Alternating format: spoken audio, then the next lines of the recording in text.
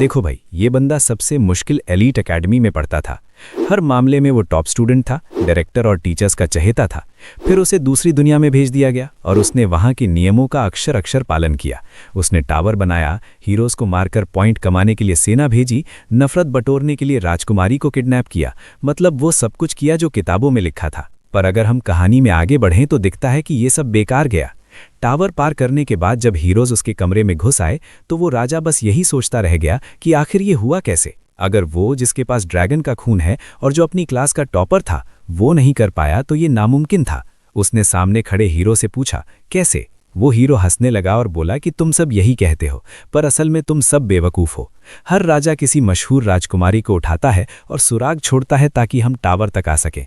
अगर वो समझदार होते तो सीधा राजा को ही खत्म कर देते, पर हमारे भाई को पता है कि राजा को मारने से नफरत वाले पॉइंट नहीं मिलते, इसलिए वो ये नहीं कर सकता। ऊपर से ये उसके उन आदर्शों के खिलाफ होता। हीरो हंसते हुए आगे बोला कि सबसे बड़ी बेवकूफ़ी तो ये है कि तुम लोग टुकड़ों में अपनी सेना भेजते हो ताकि हम धीरे धीरे ताकतवर बन सकें।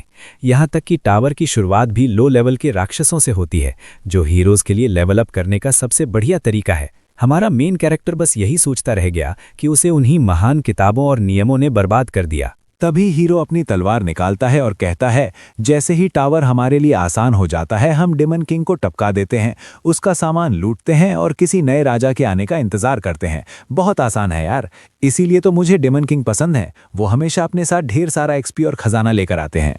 बाकी हीरोज भी डेमन किंग का शुक्रिया अदा करने लगते हैं कि भाई तू बहुत बढ़िया आदमी था, तेरा टावर फार्मिंग के लिए एकदम परफेक्ट था। भाई साहब, ये तो बेइज्जती की भी हद हो गई। जैसे ही मेन हीरो उसकी गर्दन काटने के लिए आगे बढ़ता है, रॉबर्ट कुछ जादू टोना करने लगता है और चिल्लाता है कि वो सबको अपने साथ लेकर मरेगा, पर उसकी गर्दन काट दी जाती है और सिर कूड़े की तरह जमीन पर जा गिरता है। हीरो कहता है कि वो बेचने के लिए इसके सींग ले जाएगा, तभी अचानक उसकी बॉडी बैंगनी रंग में चमकने लगती है। मरा हुआ डेमन किंग चिल्लाता है कि भले ही ये उसकी जिंदगी के आखिरी पल हों, पर वो सबको साथ लेकर ही मरेगा। इससे पहले कि हीरो कुछ समझ पाता, पूरा इलाका एक बैंगनी रोशनी में डूब गया और सबकी खाल गलने लगी।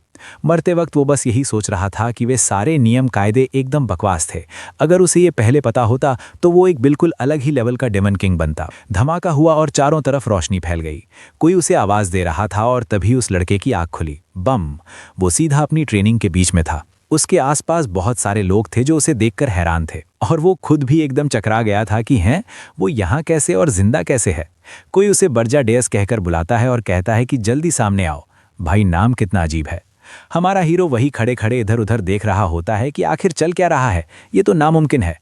तभी इंस्ट्रक्टर बोलता है, तुम्हारा दिमाग तो बहुत तेज है, पर आज ग्रेजुएशन के दिन तुम्हारा ध्यान कहाँ भटक रहा है। उसे याद आता है कि ये उसका ग्रेजुएशन का दिन है, वही दिन जब उसे वो लाल निशान मिला था। ये निशान इस बात का सबूत है कि उसने मिलिट्री एकेडमी से ग्रेजुएशन पूरा कर लिया है। साफ था कि वो 15 साल पीछे अपने ट्रेनिंग के आखिरी दिन पहुंच गया है। वो लाइन में खड़ा सब समझने की कोशिश कर रहा होता है, तभी घोषणा होती है, सभी छात्र स्टेज पर आएं, जल्द ही आप सब महान डेमन किंग बनने वाले हैं, तो चलिए अपनी शपथ लीजिए। उसके बराबर वाला बंदा उसे कहता है कि बर्जा डेयस अपने नियम पढ़ो, और वही पुरानी घिसी पिटी बातें शुरू हो जाती हैं।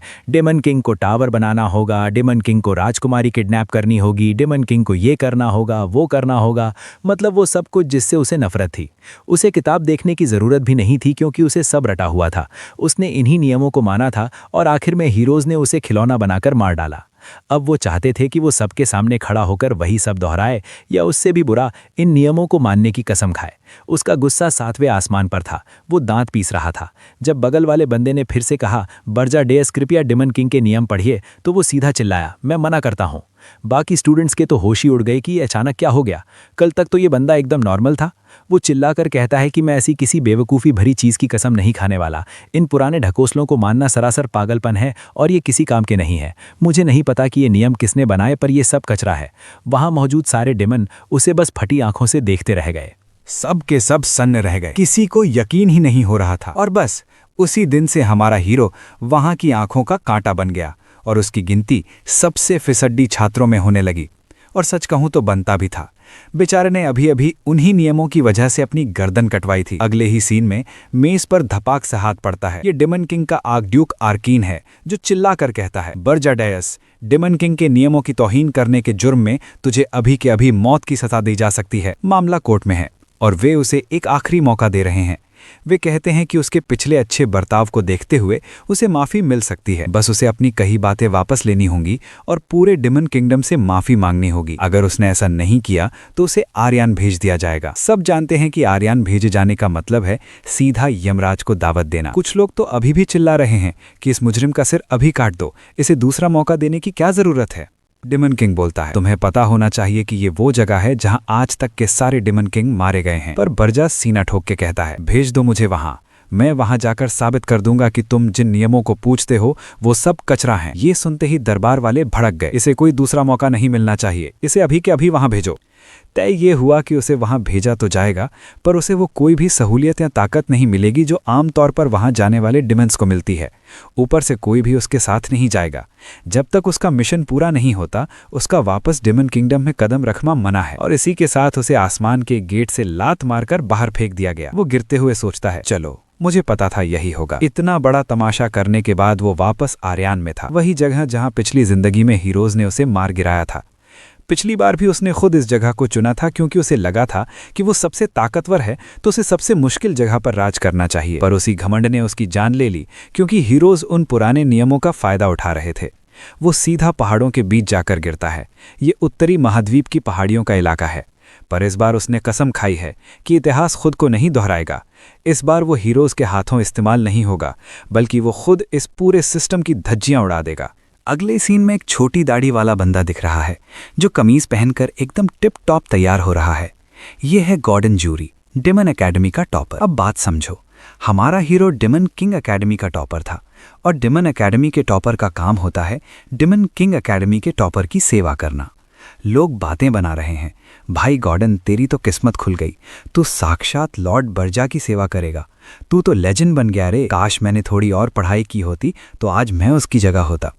गॉर्डन बड़े प्यार से कहता है, अरे सब अच्छे लोग हैं, चिल करो। पर मन ही मन वो लड्डू फोड़ रहा है कि भाई लॉर्ड बर्जा जैसा कोई नहीं है। ड्रैगन ब्लडलाइन का बंदा, हजारों साल में पैदा होने वाला टैलेंट, एक ऐसा जादूगर जिसे दुनिया हमेशा याद रखेगी।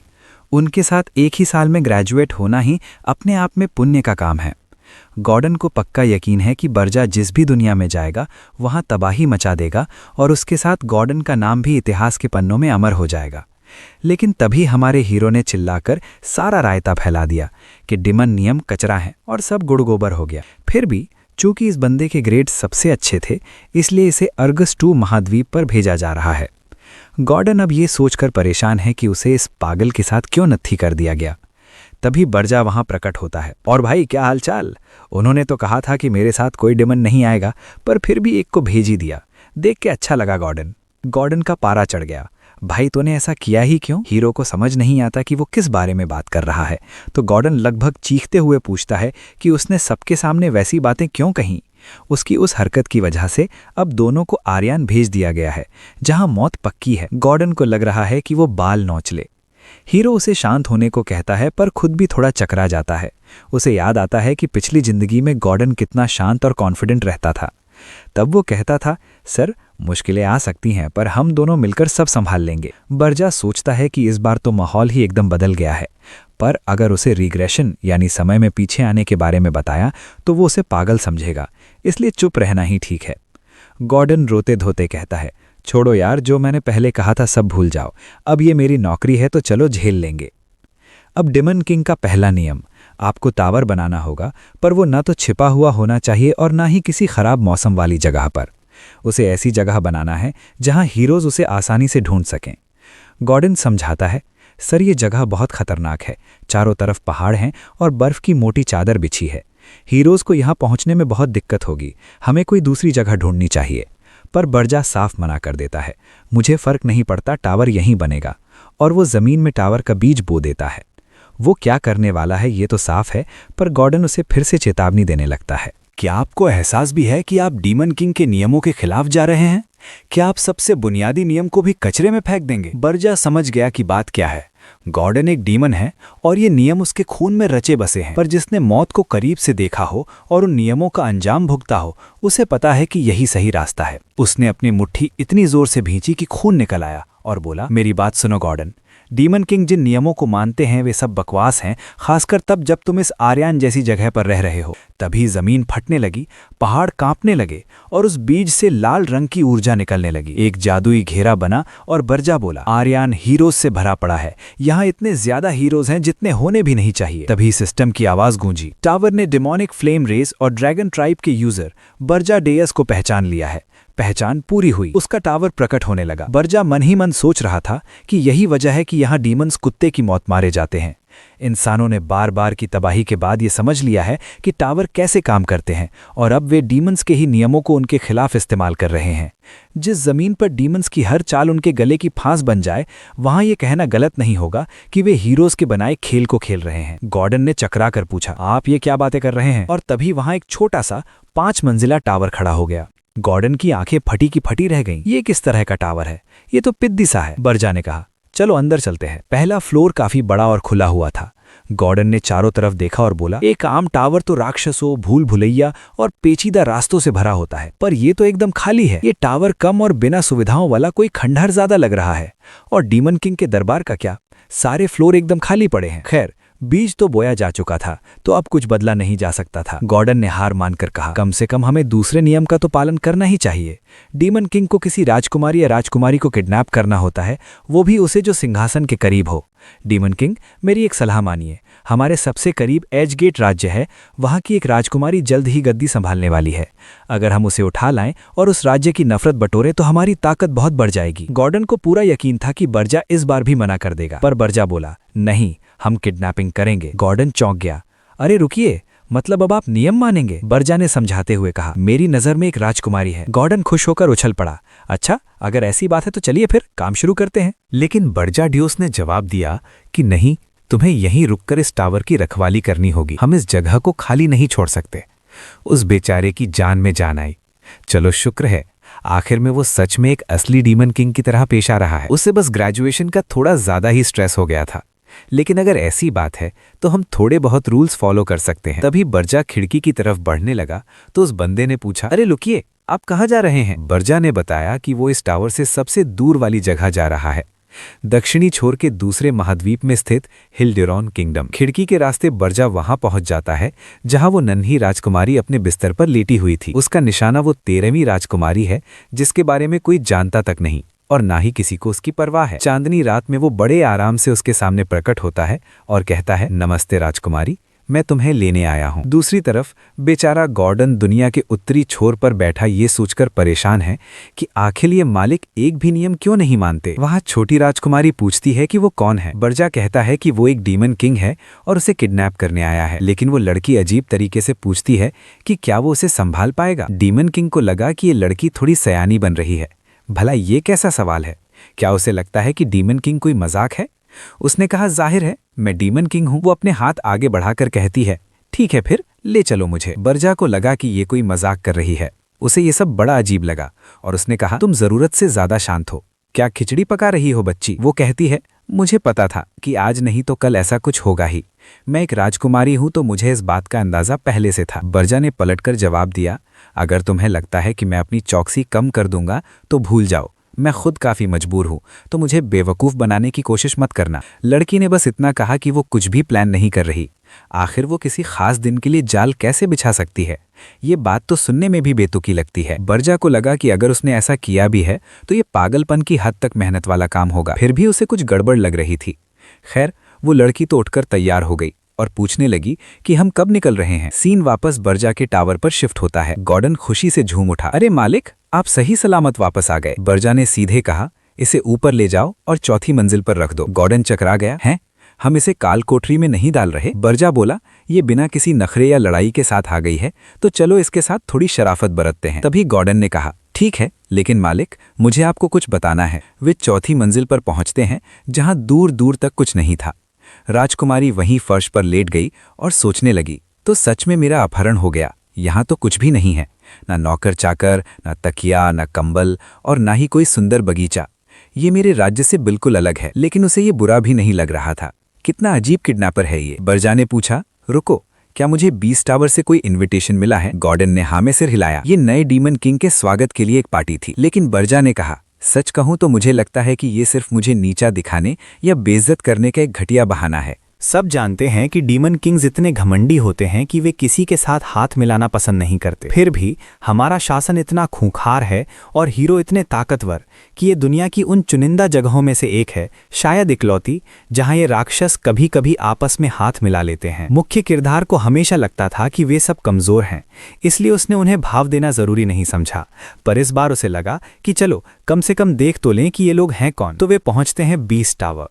वहां का डीमन किंग अपना परिचय ड्रैगन के रूप में देता है और शेखी बघारता है कि वो यहाँ 70 साल से राज कर रहा है। ड्रैगन कहता है कि तो ये बच्चा नया डीमन किंग है, मैंने सुना है तुमने परंपराओं के खिलाफ जाने की जुर्रत की है। उसे लगा था कि ये लड़का एकदम बेकार होगा, पर सामने देखकर लगा कि मामला उतना भी बुरा नहीं है। बेरजा सीधे मुद्दे पर आया और पूछा, क्या तुम्हें लड़ना है? बस इतना बताओ कि यहाँ बुलाया क्यों है। ड्रैगन पास आकर फुसफुसाया कि इस बच्चे को कुछ पता ही नहीं है। उसे आर्कड्यूक आर्केन से ऑर्डर मिले थे कि इस पर नजर रखी जाए। आर्केन ने उसे पहले ही चेतावनी दे दी थी कि ये यहाँ आने वाला है। बेरजा ने तंज कसा, अच्छा तुम उस बूढ़े वैम्पायर की बात कर रहे हो?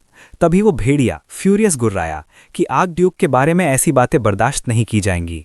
उसने जमीन पर मांस का टुकड़ा फेंका और हुक्म दिया, इसे चाटो, अगर ऐसा किया तो मैं तुम्हें माफ कर दूंगा। पर बेरजा ने शांति से पूछा, क्या ड्रैगन को सच में नहीं पता कि मैं यहाँ क्यों हूँ? ड्रैगन बोला, साफ है तुम्हें पुराने नियमों की बुराई करने की सजा मिली है। बेरजा ने कहा, हाँ, और उन्हीं नियमों के हिसाब से डीमन किंग्स एक दूसरे को जान से नहीं मार सकते। इतना कहते ही उसने उस मांस के टुकड़े पर अपना पैर दे मारा, जिससे पूरा फर्श चकनाचूर हो गया। उसने पूछा, क्या तुम्हें सच में लगता है कि मैं वो नियम मानूंगा? वो बड़ा भेड़िया थर-थर कांपने लगा। उसे समझ नहीं आ रहा था कि ये कैसी भयानक शक्ति है। तब ड्रैगन ने बात घुमाई, मैं तो बस ये जानना चाहता हूं कि आर्कड्यूक ने तुम्हें राजकुमारी का अपहरण करने को क्यों कहा, और अगर तुमने 1 महीने में ये नहीं कर पाया तो? बेरजा मुड़ा और बोला, मुझे पता था तुम यही पूछोगे। मैंने अपहरण कर लिया है और वो लड़की बिल्कुल मेरी पसंद की है। अब ये मुख्य किरदार को क्या हो गया है? वो भी अजीब हरकतें कर रहा है। सीन वापस 5 मंजिला टावर पर आता है। गॉर्डन तारीफों के पुल बांधने लगा, मालिक आपने तो असली डीमन किंग वाली धाक जमा दी। बेरजा ने इसे मामूली बात बताया, उसका मकसद बस ये था कि वो बंदा उसके प्लान में टांग ना अड़ाए, पर तैयारी जरूरी थी, इसलिए उसने गॉर्डन को राजकुमारी पर नजर रखने भेजा ताकि वे देख सकें कि उसका इस्तेमाल कैसे करना है। थोड़ी देर बाद वो सोच रहा था कि पुरानी परंपराओं का अपमान करने के नतीजे उसकी उम्मीद से कहीं ज्यादा बुरे निकले। फिर भी वो दोबारा वही फैसला लेता, उन कचरा लोगों के सामने सर झुकाने से बेहतर मरना है। वो पुरानी गलतियां नहीं दोहराएगा, वो सब कुछ नए सिरे से शुरू करेगा। चूंकि उसने सबसे ऊंचे दर्जे की राजकुमारी को पकड़ा था, इसलिए उसे डीमन एनर्जी पॉइंट्स मिल रहे थे। वैसे भी ये सबसे सुरक्षित रास्ता था। फिर उसने देखा कि उसके पास 13,000 पॉइंट्स हो गए हैं। वो चकरा गया, इतने सारे पॉइंट्स कहां से आए? तभी उसे 20 टावर से एक रिकॉर्डिंग मिली। ड्रैगन कह रहा था, बच्चे बधाई हो, हमारी पहली मुलाकात थोड़ी कड़वी थी, पर मैं तुम्हारी काबिलियत की इज्जत करता हूं। तुमने वो कर दिखाया जो हमारे शासन में कोई नहीं कर पाया, और वो भी इतनी जल्दी। मैं दंग हूं। मुझे लगा था कि नियमों का अपमान करना तुम्हारा बस एक नाटक था। बेरजा कुछ सोच ही रहा था कि गॉर्डन भागता हुआ आया। मालिक, अनर्थ हो गया। 4थी मंजिल तो पूरा बगीचा बन गई है। जब बेरजा अंदर गया तो देखा कि वहां कुदरती बदलाव हो रहे हैं। वो छोटी राजकुमारी वहां ढेरों रूहों के साथ खेल रही थी। बेरजा को माजरा समझ आया, इस लड़की ने टावर के अंदर ही एक पूरा इकोसिस्टम बना डाला है। ऐसा करने के लिए चारों तत्वों में माहिर होना पड़ता है। उसे यकीन था कि उसने 13वीं राजकुमारी को पकड़ा है, जो सबसे कमजोर और बेकार थी। पर इतनी ताकत तो सिर्फ रूहों के पास हो सकती है। उसने कहा, तुम 13वीं राजकुमारी नहीं हो। लड़की ने जवाब दिया, तो तुम्हें लगा कि मैं हेलेना हूं। बेरजा ने पूछा, तो तुम हो कौन? वो बोली, मेरा नाम अर्नन हिल्डुरान है, मैं पहली राजकुमारी हूं। अब लगा झटका। हिल्डुरान किंगडम में हाहाकार मचा हुआ था। राजा चिल्ला रहा था कि उसकी सबसे लाडली बेटी को किसने गायब किया। उसने तुरंत सेना को उसे वापस लाने का हुक्म दे दिया। वहां टावर में अर्नन ने कहा, तभी तो मैंने पूछा था कि क्या तुम मुझे संभाल पाओगे। बेरजा अभी भी सदमे में था। उसने पिछले जन्म में एक ऐसी राजकुमारी के बारे में सुना था जो जादुई तत्वों की जीनियस थी। उसके पास इतनी ज्यादा मैना थी, फिर उसे पता क्यों नहीं चला? लड़की ने अपनी अंगूठी दिखाई और कहा कि ये उसकी सारी शक्ति को छिपा देती है। ये उनके शाही खानदान का पुश्तैनी खजाना है। अब सवाल ये था कि क्या वो उसे वापस भेज दे। बेरजा समझ गया कि वो उसी मुसीबत में फंस गया है जिससे वो बचना चाहता था, पर उसे वापस भेजना मतलब अपनी बेइज्जती कराना होगा। दुनिया का कोई भी राज्य डरपोक से नहीं डरता, और फिर पॉइंट्स जुटाना नामुमकिन हो जाता। तो तय रहा, अब पीछे हटने का कोई रास्ता नहीं था। सिस्टम ने ऐलान किया कि डीमन किंग बेरजे के खिलाफ नफरत बढ़ती जा रही है। पॉइंट्स रुकने का नाम नहीं ले रहे थे और 20,000 के करीब पहुंच गए। बिरजा समझ गया कि दुनिया को पता चल गया है कि किडनैपर वही है। उसने लड़की से कहा कि इससे ये सच नहीं बदलता कि तुम 13वीं राजकुमारी नहीं हो, तुम अभी भी मेरी कैदी हो। सीन रियादरान किंगडम की तरफ जाता है, जहां राजा गुस्से से पागल होकर उस बेवकूफ डीमन किंग को खत्म करने का आदेश दे रहा है, पर उन्हें अभी तक ये नहीं पता कि इसके पीछे कौन है। किसी ने कहा, महाराज, हमें अभी तक उस डीमन किंग का नाम नहीं पता, हम गश्त लगा रहे हैं, बस थोड़ा समय दीजिए। तभी पीछे से एक इंसान बोला, महाराज, कुछ अजीब है। हाल ही में हवस के डीमन किंग ने एक दूसरी राजकुमारी को पकड़ा था और हीरोज ने उसे मार गिराया। संदेश साफ था, तो फिर किसी और डीमन किंग की इतनी हिम्मत कैसे हुई? सब सोच में पड़ गए। तभी राजा गुर्राया, साफ बात है, ये कोई नया खिलाड़ी है जिसे पता नहीं कि अंजाम क्या होता है। तभी एक शूरवीर आगे बढ़ा और बोला कि उन्हें टेलीपोर्टेशन मैजिक के निशान मिले हैं। ऐसा लगता है कि ये उत्तर की ओर अर्गस पहाड़ों की तरफ से आया है। राजा सोच में पड़ गया। ठहरो, अर्गस पहाड़। वापस बर्जा के टावर का सीन आता है। गॉर्डन ने मालिक को चेतावनी दी, उनकी सेना जल्द ही यहाँ पहुंच जाएगी। क्या आपको नहीं लगता कि पूरी की पूरी फौज को धूल चटाने के लिए अभी वक्त बहुत कम है? लेकिन बर्जा ने शांति से कहा, मुझे ऐसा नहीं लगता। रायवरन की सेना यहाँ नहीं पहुंच सकती। उधर दुश्मन की रणनीतिक सभा में लोग सर पकड़कर बैठे थे। अर्गस पहाड़ एकदम उत्तर में है और हम सुदूर दक्षिण में, हम वहां पहुंचेंगे कैसे? रसद और सामान पहुंचाना ही एक सिरदर्द है।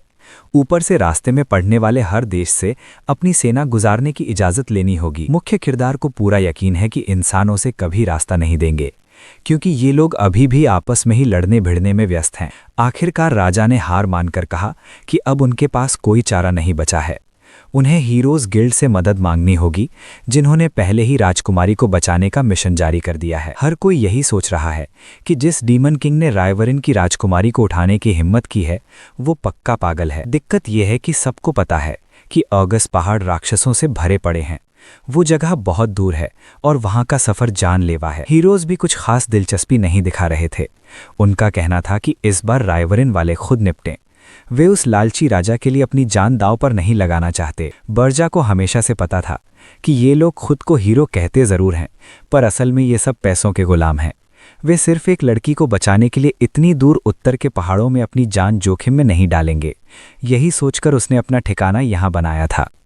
गॉर्डन ने जब ये सब सोचा तो उसे लगा कि नियम न मानना इस बार काम कर गया। भले ही ये फैसले सुनने में अजीब लगें, पर एरियन में ये एकदम सटीक बैठ रहे हैं। उसे ऐसा महसूस हुआ जैसे वो यहाँ पहले भी आ चुका हो। उधर राजा फिर से गुस्से में लाल पीला हो गया। एक भी हीरो अब तक क्यों नहीं आया? उसने गुस्से में अपना हाथ माथे पर दे मारा। सच तो ये था कि उन्हें सिर्फ नोटों से प्यार था। बर्जा जानता है कि एक ढंग की टीम बनाकर उस पर हमला करने में उन्हें काफ़ी वक्त लगेगा। तब तक वो ढेर सारे पॉइंट्स जमा कर लेगा और कुछ खतरनाक जीव खरीद लेगा। वो अपने महल को हमले के लिए तैयार कर रहा है, लेकिन भले ही उसे पॉइंट्स मिल रहे थे, पर एक बड़े हमले को रोकने के लिए वे काफ़ी नहीं थे। उसने गॉर्डन से कहा, ड्रैगन से संपर्क करो, मुझे डीमन एनर्जी बेचनी है। गॉर्डन की तो होश उड़ गए। मालिक, आप ये क्या कह रहे हैं? उसे समझ नहीं आया, क्योंकि डीमन एनर्जी किसी भी डीमन किंग के लिए सबसे ज़रूरी दौलत होती है। ये बहुत कम मात्रा में मिलती है और इसी से टावर को अपग्रेड किया जाता है या नए राक्षस बुलाए जाते हैं। तो फिर इसे इंसानी पैसों के बदले क्यों बेचना? बर्जा ने कहा, मुझे पता है, ड्रैगन यहाँ बहुत समय से है और वो इसके लिए अच्छी कीमत देगा। सिर्फ पॉइंट से काम नहीं चलेगा, मुझे तगड़ा कैश चाहिए, क्योंकि पैसों से मैं वो कर सकता हूँ जो पॉइंट्स नहीं कर सकते। सीन अब राउटन नाम के किले नुमा शहर की तरफ मुड़ता है। एक हुड पहने हुए अनजान शख्स कुछ सैनिकों के पास पहुंचता है। सैनिकों ने उसे रुकने का इशारा किया तो उसने अपना परिचय एक मर्सनरी यानी भाड़े के सैनिक के तौर पर दिया। उसने उनकी हथेली पर एक सिक्का उछाला, जिसे देखकर सैनिक की बाँछें खिल गईं और उसने उसे अंदर जाने दिया। ये हमारा हीरो बर्जा ही है। उसका पहला कदम एक ऐसे गाइड को ढूंढना है जो उसे इस शहर की पल पल की जानकारी दे सके। तभी स्कारलेट मर्सनरीज के अड्डे पर, जो कि एक पुराने इलाके में था, कुछ लोग गपशप कर रहे थे। एक ने पूछा, अरे कप्तान, क्या हमें यहाँ से निकल नहीं जाना चाहिए? दूसरे ने जवाब दिया, क्यों? ये जगह तो जन्नत है। सैनिक राक्षसों को मारते हैं और हम बस यहाँ बैठकर आराम फरमाते हैं। भला इससे बढ़िया जगह दुनिया में और कहाँ मिलेगी? तभी एक बंदे ने अपना मग उठाते हुए कहा, क्या तुमने खबरें नहीं सुनी? लगता है अर्गस के पहाड़ों में किसी नए डीमन किंग का टावर खड़ा हो गया है। जवाब मिला, क्या बात कर रहे हो? तुम्हें नहीं पता कि डीमन किंग्स इतने ऊंचे टावर इसलिए बनाते हैं ताकि सब उन तक पहुंच सकें। और रही बात रायदरिन की राजकुमारी की किडनैपिंग की, तो ये नामुमकिन है। भला कोई उसे इतनी दूर से क्यों उठाएगा? और अगर ऐसा हुआ भी तो हीरोज हमला कैसे करेंगे और वो डीमन किंग अपने राक्षसों का इस्तेमाल कैसे कर पाएगा? तभी एक बड़ी नाक वाले बंदे ने चुटकी ली। अच्छा ये सुनो, सुना है कि हीरोज गिल्ड ने राजकुमारी को बचाने से मना कर दिया है। दूसरे ने मेज पर पैर फैलाते हुए कहा, हाँ, जैसे हीरोज कभी मना करेंगे। राजघराने का वारिस बहुत कीमती होता है। वे बस नाटक कर रहे हैं ताकि राजा से ज्यादा पैसे ऐंठ सकें। तुम्हें तो पता ही है कि वो हीरोज किस खानदान के हैं। तभी अचानक हमारा हीरो उनके पीछे प्रकट हुआ और बोला, अच्छा तो ये चल रहा है यहाँ। वो बंदा इतना डर गया कि कुर्सी से नीचे गिर पड़ा और चिल्लाया, कौन हो तुम? बर्जा बोला, वाह, तुम लोगों को तो बड़ी खबर रहती है। देखो भाई, सीधा सा हिसाब है। तुम में से कोई एक यहाँ रुकेगा और बाकी सब दफा हो जाओ। अब भाई वो वहां तमाशा कर रहा था तो जाहिर है कि वे उसकी बात इतनी आसानी से तो नहीं मानने वाले थे। वे सब एक साथ उस पर टूट पड़े। लेकिन इससे पहले कि वे उस तक पहुंच पाते, हवा में ही किसी के पेट पर लात पड़ी, किसी के मुंह पर मुक्का और किसी की नाक टूट गई। देखते ही देखते सब जमीन चाट रहे थे। उसने पूरी टोली को अकेले ही साफ कर दिया। तभी एक तगड़ा पहलवान जैसा आदमी अपनी भारी भरकम हथौड़ा लेकर आया। लगा कि अब तो सीधा वार होगा, लेकिन बर्जा ने मुस्कुराते हुए उसे एक हाथ से रोक दिया। उस पहलवान के हाथ कांपने लगे। दूसरी तरफ से कुछ लोगों ने क्रॉसबो से तीर चलाए तो कहीं दीवारें टूटने लगीं। उन शिकारियों के दिमाग में बस एक ही बात चल रही थी, ये किस तरह का राक्षस अंदर घुस आया है? और देखा जाए तो वो सच में एक राक्षस ही है। टेक्निकली तो वही है। पब के अंदर गजब का बवाल मचा हुआ है और बाहर खड़े लोग यही सोच रहे हैं कि ये नमूने फिर से आपस में भिड़ गए। रोज का यही नाटक है। पर भाई आज मामला थोड़ा ज्यादा ही सीरियस है, क्योंकि अंदर आधे से ज्यादा लोग फर्श पर अधमरी हालत में लेटे हैं। तभी बिरजा ड्यूस उस आदमी के पास जाकर कहता है, डर मत, अगर मेरे हर सवाल का सही जवाब दिया तो यहां से जिंदा बाहर जाएगा। वो बंदा गिड़गिड़ाते हुए बोला, बस पूछो भाई, मैं सब बता दूंगा। पहला सवाल ही बम की तरह फटा, गुलामों का बाजार कहाँ है? कसम से बिरजा तो सीधा अगले लेवल पर पहुंच गया। वो डिमोनिक एनर्जी बेचकर इंसानों को आपस में लड़वाने का प्लान बना रहा है। पर दिक्कत तो यही है ना कि अगर उन्होंने धोखा दे दिया तो क्या होगा? खैर, वे लोग बाजार पहुंच चुके हैं जहां पिंजरों में बंद पहले कुछ लोग दिख रहे हैं। बिरजा पूछता है, क्या यहाँ सिर्फ इंसानी गुलाम मिलते हैं? वो सेलर थोड़ा अजीब सा मुंह बनाकर बोला, हाँ, क्यों, आपको पसंद नहीं आए क्या? हमारे हीरो ने सोने की थैलियां उसकी तरफ फेंकी और कहा, मुझे वो चीज चाहिए जो सबसे रेयर हो। सेलर की तो बाँछें खिल गई।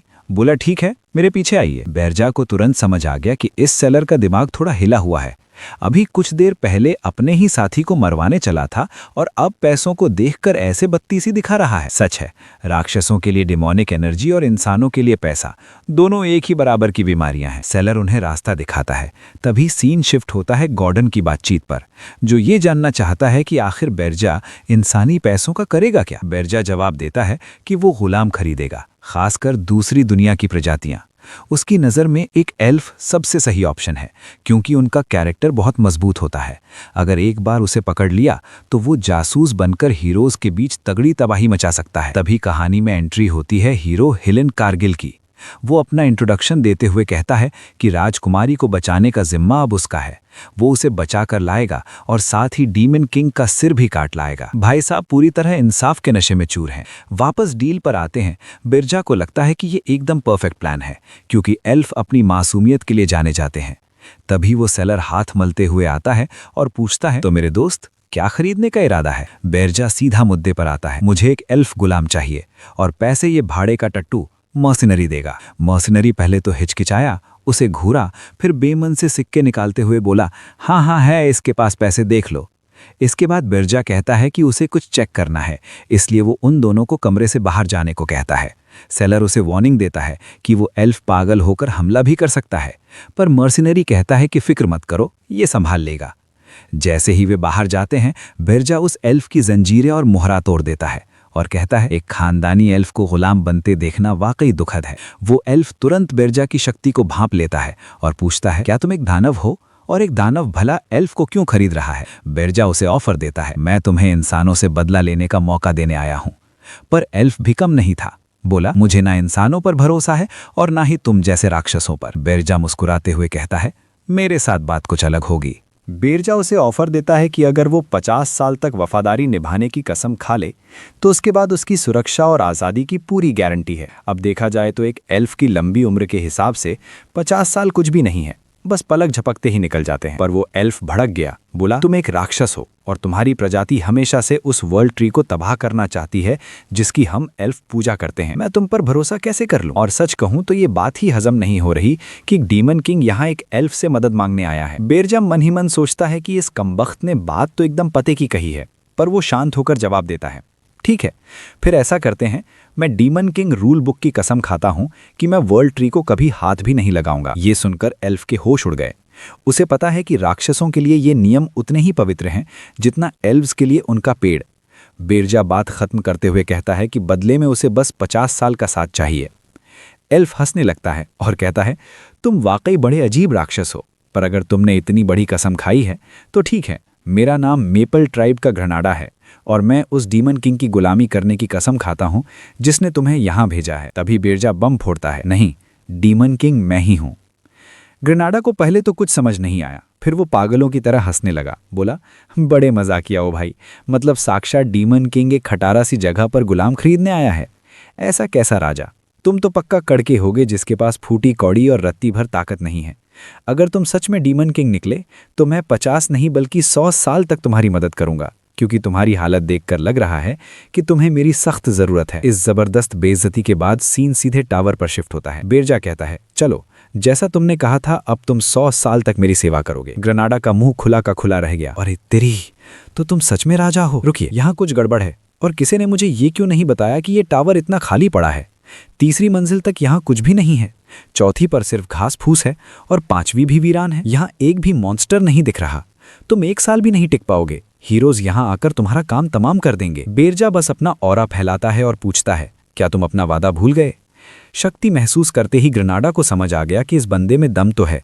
भले ही टावर खाली हो, पर उर्गाश इलाके के मॉन्स्टर्स ने अब तक इन पर हमला नहीं किया, क्योंकि कोई भी डीमन किंग से पंगा लेने की हिम्मत नहीं रखता। अब और कोई रास्ता ना देख ग्रेनाडा वहां ट्री ऑफ लाइफ के सामने वफादारी की कसम खाता है। वो मान लेता है कि अगर ये बंदा उसे इतनी दूर से लेने आया है तो पक्का उसके पास कोई बड़ा और खतरनाक मास्टर प्लान होगा। बदला लेने का इससे अच्छा मौका नहीं मिलेगा। तभी बेरजा उसकी तरफ देखता है और कहता है, ठीक है, अब मेरे लिए खाना बनाना शुरू करो। ग्रेनाडा सन्न रह गया। क्या मतलब खाना बनाना? अगले ही पल वो कंफ्यूजन में सब्जियां काट रहा होता है। उसे समझ आ गया कि उसे किसी महान योजना के लिए नहीं बल्कि रसोलिया बनाने के लिए लाया गया है। वहीं बगल में एर्निन मजे ले रही है, कहती है कि चलो अच्छा है, कोई तो हाथ बटाने के लिए आया। वो चहकते हुए कहती है, आज क्या वेजिटेबल ब्रेड बनाएं? कुछ देर बाद डिनर के वक्त टावर के 5वें फ्लोर पर कुल जमा 4 लोग बैठे हैं। ग्रेनाडा धीरे से पूछता है, ए डीमन किंग, वो जो लड़की बैठी है, कहीं ये उसी राज्य की अगवा की गई राजकुमारी तो नहीं है? बेरजा बड़े आराम से कहता है, हाँ वही है, एर्निन हिल्ड्रिन। ग्रेनाडा चिल्ला पड़ता है, दिमाग तो ठीक है, इस 5 मंजिल के खाली टावर के भरोसे तुमने सबसे ताकतवर देश की राजकुमारी को उठा लिया। बेरजा शांति से जवाब देता है, तभी तो मैं तुम्हें खरीद कर लाया हूँ। बेरजा कहता है, अब चुपचाप बैठ और खाना खा। ग्रेनाडा को अभी भी कुछ पल्ले नहीं पड़ रहा, जबकि हमारा हीरो बड़े मजे से अर्निन के हाथ के खाने की तारीफ कर रहा है। बाद में चौथी मंजिल पर पहुंचकर ग्रेनाडा पूछता है, रुको, क्या तुम ये चाह रहे हो कि मैं यहाँ हीरोज से लड़ूं? बेरजा साफ साफ बोल देता है, बिल्कुल नहीं। अगर वो यहाँ तक पहुँच गए तो समझो हम सब मारे गए। तुम्हारा काम यहाँ लड़ना नहीं बल्कि मेरे लिए इंसानों की दुनिया को अंदर से तबाह करना है। ग्रेनाडा को अब बात समझ आई। अच्छा, तो तुम मुझे जासूस, स्पाई बनाकर भेजना चाहते हो? बेरजा हाँ कहता है, पर शर्त यह है कि पहले उसे इस छोकरे की काबिलियत देखनी है। ग्रेनाडा भड़क गया, अरे ओ, तुम खुद को समझ क्या रहे हो? तुम्हें क्या लगता है कि मैं डीमन किंग के टावर के अंदर ही उसे कूट दूंगा? दिमाग ठिकाने तो है? बेरजा उसे चुनौती देता है, ठीक है, फिर मैं सिर्फ एक हाथ का इस्तेमाल करूंगा और डिमोनिक एनर्जी को हाथ भी नहीं लगाऊंगा। अगर तुम जीत गए तो तुम्हारा कॉन्ट्रैक्ट 50 साल कम कर दूंगा। 50 साल की छूट सुनकर ग्रेनाडा एकदम जोश में आ गया, बोला, अपनी बात से पीछे मत हटना। अब अगले ही पल वो गायब हुआ और सीधे पत्थर वाला हमला बेरजा पर दे मारा। बेरजा ने उसे ब्लॉक किया और बोला, जेल में बंद रहने के हिसाब से बुरा नहीं है। क्या तुम चौथी मंजिल से माना सोख कर खुद को पावर अप कर रहे हो? ग्रेनाडा ने दहाड़ते हुए कहा, अब शिकायत करने का वक्त निकल गया है। तुमने शर्त लगाई थी और अब मैं अपनी पूरी ताकत झोंक दूंगा। तभी जमीन से पौधे निकलकर बेरजा के पैरों से लिपट गए। ग्रेनाडा चिल्लाया, अब अपना मुंह बंद रखो क्योंकि मैं अपने 50 साल वापस छीनने आ रहा हूं। बेरजा मुस्कुराया और बोला, ठीक है, पर यह मत भूलना कि तुम किससे भिड़ रहे हो। उसने अपनी ड्रैगन हैंड वाली शक्ति एक्टिवेट कर ली और कहा कि इसके लिए उसे किसी एक्स्ट्रा एनर्जी की जरूरत नहीं है। साथ ही उसने ग्रेनाडा को दिलासा दिया कि फिक्र मत कर, तू मरेगा नहीं। पहाड़ों में एक जोरदार धमाका होता है और सीन सीधे मर्सनरीज के ठिकाने पर पहुंच जाता है। वो अजीब सा कमांडर बेरजा को सल्यूट मारते हुए कहता है, आपसे दोबारा मिलना मेरे लिए सम्मान की बात है। बेरजा सीधा मुद्दे पर आता है, मैं तुम लोगों को 1 साल के लिए काम पर रखने आया हूं। कमांडर फौरन तैयार हो गया, बिल्कुल, हम हाजिर हैं, पर ये बताइए कि माल कितना मिलेगा। पीछे खड़े बाकी मर्सनरीज जिनकी बेरजा ने पहले कुटाई की थी, अधमरी हालत में फुसफुसा रहे हैं कि इस बंदे के पास पैसा तो बहुत है, पर ये पीटता बहुत गंदा है। बेरजा ने सिक्कों से भरी बोरी जमीन पर पटकी और कहा, ये तुम्हारा एडवांस पेमेंट है। उन पिटे हुए गुंडों में से एक बोला, भाई ये बंदा तो पागल है, पर मुझे शुरू से ही पसंद आया। तुम लोगों का क्या ख्याल है? लीडर को एहसास हुआ कि उसकी टीम तो उम्मीद से ज्यादा जोश में आ गई है।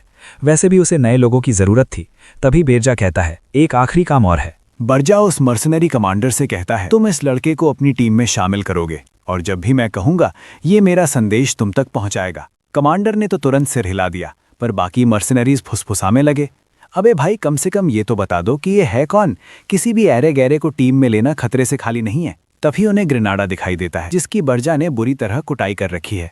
अपनी वैसी खस्ता हालत में जब वो अपना इंट्रोडक्शन देता है तो उन मर्सनरीज का दिल पिघल जाता है। वे भावुक होकर बोले, अरे ये तो अपना ही भाई है। सब उसे घेर लेते हैं और बड़े प्यार से टीम में शामिल कर लेते हैं। बर्जा मन ही मन सोचता है कि ये दिखने में भले ही फालतू सा ग्रुप लगे, पर ये अर्गोस्ट जैसे खतरनाक इलाके में काम करते हैं।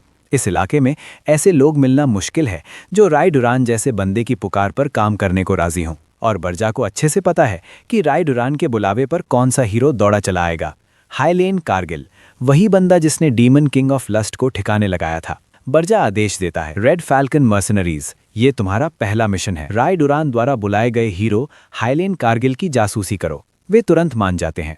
वापस अपने टावर पर आकर बर्जा सोचता है कि अब जबकि उसने हीरो वाला मामला ग्रेनाडा पर छोड़ दिया है तो अब वक्त है खुद को ताकतवर बनाने का। आमतौर पर डेमोनिक एनर्जी पॉइंट्स का इस्तेमाल टावर या खुद डीमन किंग को अपग्रेड करने के लिए होता है, पर बर्जा ने अपने सारे पॉइंट्स पहले ही बेच खाए हैं। इसलिए अब उसके पास ताकत बढ़ाने का एक ही रास्ता है, स्पिरिचुअल ब्लूमिंग। ये एक तरह का मैना क्रिस्टल होता है जो कुदरत की ऊर्जा सोख कर बनता है। इसे खाने से ताकत में जबरदस्त उछाल आता है। चूंकि माउंट अर्गोस्ट की ऊर्जा को आज तक किसी ने हाथ नहीं लगाया, इसलिए यहाँ ढेर सारे और शुद्ध मैना ब्लूम्स मौजूद हैं। सीधे शब्दों में कहें तो ये जगह खजाने से भरी पड़ी है। एक राक्षस के लिए ये डेमोनिक एनर्जी जितना असरदार तो नहीं है, पर अभी जो है उसी से काम चलाना पड़ेगा। बर्जा कहता है, गॉर्डन, मैं बाहर जा रहा हूं कुछ स्पिरिट ब्लूम्स का शिकार करने। गॉर्डन तंज कसते हुए बोला, डीमन किंग, क्या आपका दिमाग सठिया गया है? आपको पता भी है कि इन्हें ढूंढना रेगिस्तान में सुई ढूंढने जैसा है, और वहां के मॉन्स्टर्स कोई पालतू कुत्ते नहीं है जो आपको देखते ही पूंछ हिलाएंगे। वे सीधा गला पकड़ेंगे। बर्जा बड़े टॉसन में कहता है, मॉन्स्टर्स की फिक्र मत कर, उन्हें तो मैं चुटकियों में निपटा दूंगा। असली सिरदर्द तो उन फूलों को खोजना है। गॉर्डन कहता है, खोजना तभी आसान होता अगर आपके पास कोई तगड़ा मैना डिटेक्टर होता। अब भाई हमें तो पता ही है कि कहानी कहाँ जा रही है। तभी दरवाजे पर दस्तक होती है और अर्निन पूछती हैं कि क्या वे बिजी हैं। बस उसी पल दोनों के दिमाग की बत्ती एक साथ जलती है। अगले ही पल वे बाहर पहाड़ों में हैं। अर्निन बहुत खुश है और उछलते हुए कह रही है कि वो कितनी एक्साइटेड है। बेचारी काफी समय से बोर हो रही थी। वो कहती है, चलो अच्छा है आपने अपना वादा निभाया और चौथी मंजिल मुझे दे दी। बर्जा मौका देखकर चौका मारता है, हाँ, वो चौथी मंजिल हमेशा के लिए तुम्हारी हो सकती है, बस तुम्हें मेरे लिए कुछ स्पिरिट ब्लूम्स ढूंढने होंगे। बर्जा मन ही मन सोच रहा है कि चौथी मंजिल पर तो पहले ही इसके पेड़ पौधों ने कब्जा कर लिया है, अब ये और क्या ही करेगी। खैर जो भी हो, मानना तो पड़ेगा कि मेरे इस डरावने डेमन टावर को सजाने का ख्याल ही अपने आप में पागलपन है। उधर अर्निन तो खुशी के मारे फूल ही नहीं समा रही। उसे लगा था कि उसे टावर से बाहर कदम तक नहीं रखने दिया जाएगा। अच्छा हुआ जो वो ये चेक करने पहुंच गई कि बर्जा आखिर कर क्या रहा है। तभी अचानक बर्जा उसके कंधे पर हाथ रखता है, उसे अपने करीब खींचता है और सीधा हवा में उड़ने लगता है।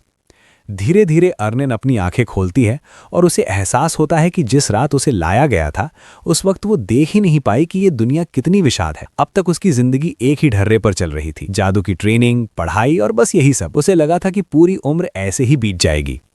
वो धीरे से कहती है, डेमन किंग, क्या आपको पता है कि शायद मैं पहली ऐसी इंसान हूं जो इन पहाड़ों के ऊपर उड़ रही है। बर्जा कहने ही वाला होता है, राजकुमारी, मुझे इन बातों से कोई लेना देना नहीं है। जरूरी बात यह है कि, पर वो उसे बीच में ही टोक देती है और कहती है, मेरा नाम अर्निन है और चूंकि अब हम एक ही टावर में रह रहे हैं तो कम से कम आपको मेरा नाम तो लेना ही चाहिए। बर्जा को ये दोस्ताना अंदाज बिल्कुल रास नहीं आया। उसने उसका हाथ जोर से पकड़ा और उसे नीचे फेंकने की धमकी देते हुए पूछा, क्या तू अपनी औकात भूल गई है? जेल जाने का ज्यादा ही शौक चढ़ा है क्या? चल अब फालतू बातें छोड़ और अपनी रूहों का इस्तेमाल कर काम शुरू कर। तुरंत अर्निन माफी मांगती है और नन्हे जादुई जीव उसकी उंगलियों से निकलकर चारों तरफ फैलने लगते हैं। बर्जा सोच रहा था कि इसमें काफी वक्त लगेगा, पर फिर भी ये उसके और गॉर्डन के मुकाबले तो तेज ही होगा। लेकिन तभी पलक झपकते ही वो कहती है कि उसे एक फूल मिल भी गया। वे उड़कर वहां पहुंचते हैं जहां बहुत सारे ऑक्स के बीच एक बर्फ का फूल खिला हुआ है। बर्जा समझ जाता है कि मामला इतना आसान नहीं होगा क्योंकि यहाँ पहले से ही बिन बुलाए मेहमान मौजूद हैं। वो आगे बढ़ता है और रॉब से कहता है, ओए दानव लोक के प्राणियों, अगर तुम्हारी रगों में बहने वाले खून में जरा भी इज्जत बची है तो मेरे आदेश का पालन करो। पर उन जंगली ऑक्स ने साफ मना कर दिया। उन्हें राक्षसों से नफरत है, वे उस पर भरोसा नहीं करते और बस उसे जान से मारना चाहते हैं। ये सुनकर बर्जा के माथे की नसें फटने लगीं। वो गुस्से में बड़बड़ाया, गॉर्डन सही कह रहा था, ये जानवर सिर्फ मरने के लायक है और इन्हें जलाकर राख कर देना ही सबसे आसान है। जैसे ही वे ऑक्स हमला करने के लिए उछले, मुझे एक पल के लिए लगा कि शायद इनके बीच कोई समझौता होगा और बर्जा इन्हें अपने साथ टावर ले जाएगा। पर घंटा, उसने तो उन्हें सीधे भाप बनाकर उड़ा दिया। तभी एक ऑर्क पीछे से वार करने आता है और चिल्लाता है कि इसके खाली हिस्से पर हमला करो। पर बर्जा बस अपना हाथ साइड में करता है और उसे भी नामो निशान समेत मिटा देता है। अर्निन खड़ी खड़ी ये सब देख रही थी। उसने सुना था कि इन ऑक्स से निपटना लोहे के चने चबाने जैसा है, पर यहाँ तो ये बर्जा के करीब तक नहीं फटक पाए। उसे पहली बार एहसास हुआ कि आखिर एक डेमन किंग की असली ताकत क्या होती है। रात ढल चुकी है और चारों तरफ लाशों का ढेर लगा हुआ है। आखिरकार ये लोग हायसिंथ स्पिरिट तक पहुंच ही जाते हैं, जो पानी और बर्फ की एक जादुई शक्ति है। बेरजा देउस के साथ वाली लड़की तो उसे देखकर बिल्कुल लट्टू हो जाती है, पर बेरजा उसे फौरन घूरना बंद करने को कहता है और उसे खुद उठा लेता है। साथ ही वो उसे पट्टी पढ़ाता है कि अगर उसे ऐसी कोई दूसरी चीज़ मिली तो वो उसे रख सकती है। मन ही मन वो सोच रहा है कि अगर इंसानों से काम निकलवाना है तो उनके सामने लालच का गाजर लटकाए रखना ज़रूरी है। बेचारी लड़की ने बहुत हाथ पांव मारे पर उसे कुछ और नहीं मिला, तो हार मानकर ये लोग वापस टावर की तरफ निकल लिए। उस जादुई फूल को देखते हुए बेरजा सोचता है कि पहले उसे लगा था कि इस लड़की को साथ लाना मुसीबत बनेगा, पर यह तो उम्मीद से ज्यादा काम की निकली। इस वक्त वो लड़की उसके कपड़ों के अंदर बड़े आराम से दुबकी बैठी है। इसी बीच गॉर्डन खबर लाता है कि ग्रानाडा से कुछ जानकारी मिली है। ऐसा लग रहा है कि उस हायन कारगिल के साथ राजधानी से 2 और हीरो आ रहे हैं। क्या रायरा ब्यूरन? पर ट्विस्ट ये है कि वो सीधे एरगास नहीं आ रहे, वो वही घिसा पिटा हीरो वाला रास्ता चुन रहे हैं। गांव में अपनी छोटी सी टीम बनाना, छोटे मोटे मिशन पूरे करना और धीरे धीरे अपनी लेवल बढ़ाना। गॉर्डन एकदम जोश में आकर कहता है कि इसीलिए उसने एक पूरी लिस्ट तैयार की है कि कैसे एक एक करके उन्हें रास्ते से हटाना है। लेकिन बेरजा देउस एक झटके में उसके सारे प्लान रिजेक्ट कर देता है। उसका कहना है कि इस बार वो लोग कुछ नहीं करेंगे, यहाँ तक कि वो उन हीरोज़ के सफ़र में कोई अड़ंगा भी नहीं डालेंगे। जब गॉर्डन ने वजह पूछी तो बेरजा ने समझाया कि बीच बीच में छोटी रुकावटें डालने से ये हीरो और भी ज़्यादा मजबूत हो जाते हैं। इसकी जगह ग्रानाडा और भाड़े के सैनिकों को भेजो ताकि वो उनकी टीम में शामिल होकर उनका भरोसा जीत सकें। गॉर्डन तंज कसते हुए कहता है, तो तुम फिर से कायदे कानून तोड़ रहे हो। साथ ही वो ये भी याद दिलाता है कि फिलहाल ये टावर किसी भी ग्रुप को रोकने के लायक नहीं है। पर बेरजा खुलासा करता है कि टावर की सुरक्षा के लिए अब बोनो यानी ड्वार्फ्स की मदद ली जाएगी। ये सुनते ही ग्रानाडा के हाथ पांव फूल जाते हैं। उसे डर है कि अगर लोगों ने टावर के अंदर उन छोटे कद के बोनों को देख लिया तो सब उनका मजाक उड़ाएंगे। बेरजा उसे चुप रहने को कहता है। वो साफ करता है कि वो बोनों को लड़ने के लिए नहीं बल्कि उनके पास मौजूद जादुई मशीनों और हथियारों के लिए इस्तेमाल कर रहा है। अमूमन जब हीरो किसी किले पर हमला करते हैं तो उन्हें लगता है कि शुरुआत में कुछ कमज़ोर राक्षस मिलेंगे और फिर वो धीरे धीरे टावर चढ़ेंगे। लेकिन अगर घुसते ही उनका स्वागत 1 दर्जन तोपों से किया जाए तो गॉर्डन को लगता है कि ये कुछ ज़्यादा ही अजीब हो जाएगा। पर इस बात में कोई शक नहीं कि हीरोज़ इसके लिए बिल्कुल तैयार नहीं होंगे। फिर भी गॉर्डन अपना सिर पीट लेता है कि ये तरीका तो विलन की किसी भी किताब के हिसाब से सही नहीं है। पर जब तक वो अपनी भड़ास निकालता, बेरजा वहां से गायब हो चुका था। अब कहानी पहुंचती है वुल्फनर में, जो बोनो का जमीन के नीचे बसा एक शहर है। वहां लोगार फ्रेडरिड नाम का एक इंसान भट्टी पर काम कर रहा है और उसे अंदाजा भी नहीं है कि जल्द ही डीमन किंग उसे अगवा करने वाला है। शहर के गेट के सामने खड़ा बेरजा सोचता है कि उसने पहले कई बोनों से लड़ाई की है, पर यह पहली बार है जब वो उनके शहर के अंदर जा रहा है। मिडनाइट इन नाम के एक ढाबे पर पहुंचकर वो किसी हथियार के बारे में पूछने की कोशिश करता है, पर उसे समझ नहीं आ रहा कि शुरुआत कहाँ से करें। आखिर यहाँ का सबसे तगड़ा लोहार कौन है? बेरजा जैसे ही मेज़ पर सिक्के फेंकता है, वहाँ मौजूद आदमी कहता है कि वो काफ़ी समझदार इंसान लग रहा है। बेरजा को पता है कि ये बौने भी हीरोज़ की तरह ही सनकी होते हैं। वो आदमी उसे बताता है कि शहर के बीचों बीच जाओ, जहाँ एक बहुत बड़ा गड्ढा दिखेगा। वहाँ एक लिफ्ट है जो तय करती है कि तुम्हें किस फ्लोर पर जाना है। साथ ही वहाँ घुसपैठियों को पहचानने के लिए एक सिक्योरिटी सिस्टम भी लगा है। बिरजा इन सब फालतू की चीज़ों को इग्नोर करता है और सीधे ऊपर से छलांग लगा देता है। वो सीधा आखिरी फ्लोर पर जाकर रुकता है, क्योंकि उस आदमी ने उसे पहले ही चेतावनी दी थी कि वो सबसे निचला हिस्सा ही सबसे गहरा और ख़ास कमरा है। यहीं पर उसे इस शहर का सबसे बेहतरीन लोहार मिस्टर लोगार फ्रेडरिक मिलने वाला है। वो इंसान अपनी भट्टी में लोहे पर हथौड़ा चला रहा है और बेरजा देउस गौर करता है कि ये काम करते हुए किसी तरह की माना यानी जादुई ऊर्जा का इस्तेमाल कर रहा है। उसे समझ आ जाता है कि उसे इसी बंदे की जरूरत है, अब बस उसे यहाँ से किडनैप करना बाकी है। तभी हथौड़े की चोट से निकली आग की लपटें बेरजा को पीछे धकेल देती हैं। बेरजा समझ जाता है कि इस इंसान ने उसकी राक्षसी ऊर्जा को भांप लिया है, फिर भी वो बिना रोके हथौड़ा चलाता रहा। अगले ही पल वो बौना अचानक बेरजा के बगल में प्रकट होता है और उस पर हमला कर देता है। बेरजा को मजबूरन वो वार अपने खाली हाथ से रोकना पड़ता है। तभी उसे एहसास होता है कि ये बंदा तो वो बौना गरजते हुए कहता है, हाँ मैं एक हीरो हूँ, एक ऐसा बौना जिसके पास धातु को ढालने की जादुई ताकत है और जो पहले कई खतरों से लड़ चुका है। तेरी हिम्मत कैसे हुई यहाँ घुसने की नीच राक्षस?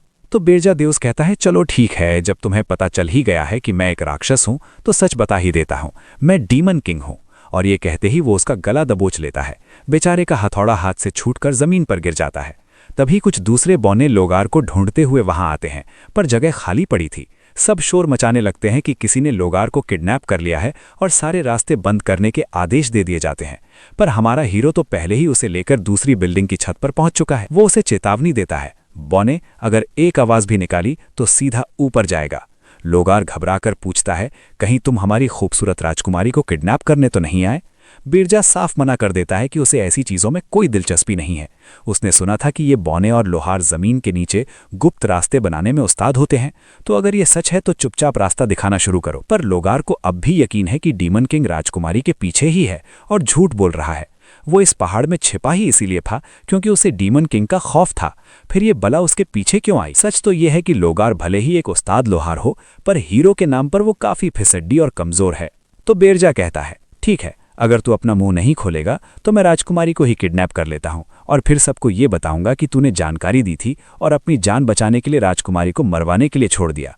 लोगार के पसीने छूट जाते हैं। ये तो नहीं हो सकता, ये तो सरासर कमीनापन है, साक्षात पाप है ये। लोगार की दिक्कत यह है कि पूरे शहर को पता है कि वो एक कमजोर बौना है, तो अगर ये अफवाह फैली तो लोग यकीनन मान लेंगे और बाकी की जिंदगी उसे टॉर्चर सहना पड़ेगा। तब बेरजा असली पत्ता फेंकता है, तो अब चुन ले, मैं राजकुमारी को उठाऊं या तुझे? मेरे साथ रहेगा तो सुरक्षित रहेगा, मैं डीमन रूल बुक की कसम खाता हूं। छोटा बौना रुककर सोचता है, अरे ये तो इनकी सबसे बड़ी कसम है, अगर इसने ये कसम खाई है तो ये धोखा नहीं देगा। वो मान जाता है और दोनों गुप्त रास्ता बनाना शुरू कर देते हैं। वापस लोगार की भट्टी पर सब उसे ढूंढ रहे हैं। वहां राजकुमारी आती है। रुकिए, राजकुमारी? नहीं भाई, इस लड़की के कंधे तो 15 मीटर चौड़े हैं। उसे लोगार कहीं नहीं मिल रहा, जबकि उसे राजकुमारी का हथियार बनाना था। ये है यहाँ की राजकुमारी, लुइस वर्फ। इसके हुलिये से ही लग रहा है कि ये तबाही मचाने वाली है। वो सबको चिल्लाकर चुप कराती है और लोगार को ढूंढने का हुक्म देती है। किसी ने एक हीरो को किडनैप कैसे होने दिया? एक बौना दबी आवाज में कहता है, मैडम वो हीरो तो है, पर है बहुत कमजोर। वो उसे फिर डांटती है, चुप रहो, किडनैपर को ढूंढो और मेरे सामने लाओ, अगर नहीं लाए तो मैं तुम सबकी मुंडियां उखाड़ दूंगी। इधर बेरजा और लोगार गुप्त रास्ते से आगे बढ़ रहे हैं। पता नहीं क्यों बेरजा चलते हुए उस बौने की मटकती कमर को घूर रहा है। फिर वो झुंझलाकर बोलता है, अबे ओ कमीने, कब तक मुझे ये सब देखना पड़ेगा? बौना कहता है, शांति रख भाई, बस पहुंचने ही वाले हैं, ये रास्ता सीधे पहाड़ की चोटी पर निकलेगा।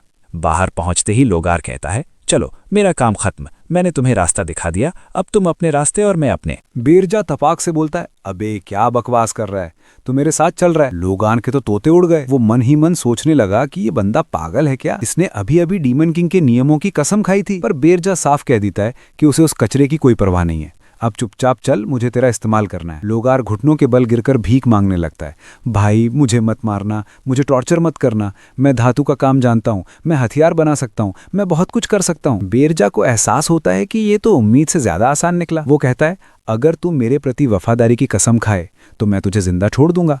बौना तुरंत मान जाता है, हाँ हाँ डीमन किंग, आप महान हो, मुझे आपसे प्यार है। पर उसके दिमाग में कुछ और ही चल रहा था। हाँ बेटा बोल ले, ये मूर्ख डीमन किंग, तुझे क्या लगता है मैं तेरी बात मानूंगा? जैसे ही मुझे यहाँ से निकलने का मौका मिला मैं तेरा खेल खत्म कर दूंगा, तू अपनी पूरी जिंदगी पछताएगा। बस तैयार रह। लेकिन जैसे ही वो डीमन किंग के टावर पहुंचता है और वहां का सुंदर बगीचा देखता है, उसका सारा जोश ठंडा पड़ जाता है। इधर गॉर्डन गुस्से से लाल पीला हो रहा है। हे भगवान डीमन किंग, क्या आप सच में एक बौने को यहाँ उठा लाए? बेरजा उसे चुप कराता है। तभी स्क्रीन पर ग्रेनाडा प्रकट होता है और पूछता है, एक मिनट, इस सबके बीच ये बौना क्या कर रहा है? उधर राजकुमारी पास आकर पूछती है कि क्या ये बौना ठीक है, क्योंकि ये काफी देर से हिला तक नहीं है। लोगार घबराकर बेरजा की तरफ मुड़ता है। मैं यहाँ क्यों हूँ? तुमने कहा था तुम मुझे आजाद कर दोगे। बेरजा तंज कसते हुए कहता है, मैंने कहा था कि मैं रहम करूंगा। देख तो सही, तू अभी भी जिंदा है। मैंने तो बस तेरी गर्दन पर पीछे से एक मुक्का मारा था ताकि तू रास्ते में बेहोश रहे और कोई होशियारी ना दिखाए। लोगार पागलों की तरह पूरे हॉल में ठहाके लगाकर हंसने लगता है, जिससे पूरी जगह कांप उठती है। बेरजा कहता है, लगता है तू मेरा गुलाम बनकर काफी खुश है। लोगार दांत पीसते हुए कहता है, जी हाँ, मैं यहाँ आकर बहुत ज्यादा खुश हूँ। बेरजा कहता है, ये हुई ना बात। फिर वो उसे उसका पहला मिशन देता है। पहली मंजिल पर तोपों की एक विशाल दीवार खड़ी कर दो ताकि हीरोज के चीखड़े उड़ जाएं। सीन कट होता है अगस्त के हीरोज वाले इलाके में, जहां तैयारी चल रही है। ग्रेनाडा जासूसी करके खबरें दे रहा है। शहर में अफवाह है कि नया डीमन किंग काली लपटों यानी ब्लैक फ्लेम्स का इस्तेमाल करता है, इसलिए ज्यादातर हीरोज आग से बचाने वाले गियर पहनकर हमला करने की सोच रहे हैं। इसके अलावा लोग कह रहे हैं कि नया राजा डर के मारे कोई राक्षस नहीं भेज रहा। बेरजा गौर करता है कि ये हीरोज अभी भी काफी जोश में हैं। उसे दुख है कि उनकी ये हीरो वाली यात्रा किसी काम नहीं आने वाली। अंत में वो बस उसी रास्ते पर चलेंगे, बोर हो जाएंगे और अपना लेवल भी नहीं बढ़ा पाएंगे। ये बस वक्त के खिलाफ एक रेस है। ग्रेनाडा, अपने मिशन पर डटे रहो, कहकर वो गायब हो जाता है। वो एल्फ राजकुमारी सोचती है कि ये सच में कोई मॉन्स्टर नहीं भेजना चाहता ताकि हीरो मजबूत ना हो सके। मानना पड़ेगा, ये बंदा जानता है कि इंसानी दिमाग कैसे काम करता है। क्या इतिहास में कभी ऐसा कोई राक्षस हुआ है? शुक्र है कि ये मेरा दुश्मन नहीं है। वापस बेरजा के पास वो अपनी शर्तें रख रहा है। सुन बौने, बस एक ही पाबंदी है, तू एक भी माना स्टोन यानी जादुई पत्थर का इस्तेमाल नहीं कर सकता। तू पहली मंजिल कैसे बनाएगा मुझे फर्क नहीं पड़ता, बस ये नियम टूटना नहीं चाहिए। लोगार कहता है, मेरे मालिक, बिना माना स्टोन के हीरोज को मारने वाला हथियार काम नहीं करेगा। बेरजा कहता है कि ये तेरी समस्या है।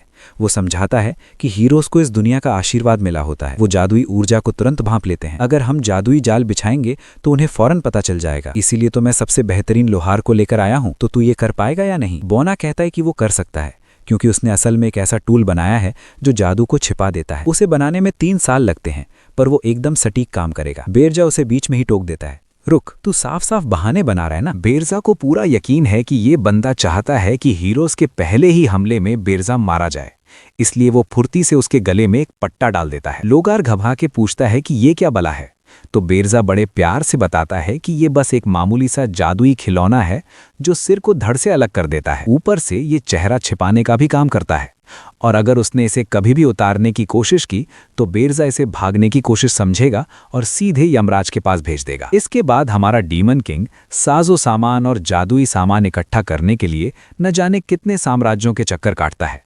वो पूरे 1 महीने तक उस बेचारे लोगार को घसीटता फिरता है और जो हाथ लगता है उसे पोर्टल में फेंकता जाता है। फिर ये लोग वापस बौनों के इलाके में पहुंचते हैं। इधर लोहे की भट्टी की दीवारों पर गुस्से से लकड़ियां टूट रही हैं। राजकुमारी आग बबूला है। पूरा 1 महीना हो गया, आखिर वो गया कहाँ? यहाँ के सब लोग एक नंबर के निकम्मे हैं। उसे पक्का यकीन है कि लोगार कहीं भाग गया है। बौने सफाई देते हैं कि यहाँ अनगिनत सुरंगें हैं। उन्हें समझ नहीं आ रहा कि वो किस रास्ते से निकला, पर लुइस को बहानों से नफरत है। वो अल्टीमेटम दे देती है कि अगर 2 हफ्ते के अंदर किडनैपर नहीं मिला तो वो सबकी गर्दनें नाप देगी। उसके पैर पटकते ही सब दहशत में भाग खड़े होते हैं। वो गुस्से में इसलिए भी है क्योंकि भट्टी के बीचों बीच वो अधूरा लोहा पड़ा है जिससे उसकी तलवार बननी थी। वो बड़बड़ाती है कि लोगार का जिंदा रहना जरूरी है क्योंकि मेरी तलवार बनने से पहले उसे मरने की इजाजत नहीं है। तभी अचानक लोगार उसके ठीक पीछे प्रकट होता है।